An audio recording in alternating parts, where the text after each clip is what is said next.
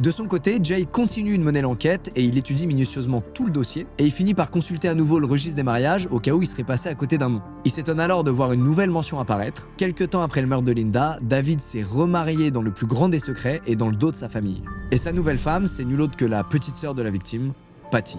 Pendant ce temps, Cinnamon, toujours en prison, fait ce qu'elle peut. Elle essaie toujours de garder une attitude positive, elle est assidue en cours, et elle a même trouvé un petit job de bureautique dans le centre pénitentiaire pour se faire un peu d'argent de poche. Tous les adultes qui la côtoient sont impressionnés par son attitude et sa volonté de changer sa vie pour le meilleur. À tel point d'ailleurs que certains se demandent même si elle n'est pas ici par erreur. Mais sa situation psychologique pourtant semble s'aggraver. Quand on lui reparle du meurtre qu'elle a commis, maintenant elle répond qu'elle s'en souvient même pas, et qu'elle a d'ailleurs aucun souvenir tout court de cette soirée. En réalité, il s'agit d'une stratégie de son père qui lui a dit de dire ça et que ça lui permettrait peut-être de sortir plus tôt de prison. En parlant de son père, de son côté, David ne se préoccupe plus du tout de Cinnamon. Il vient quasiment jamais la voir en prétextant encore et toujours une maladie. Autant de mensonges qui à la fin finalement ne servent qu'à manipuler son entourage et à s'assurer que Cinnamon ne révèle pas de secrets de famille compromettants.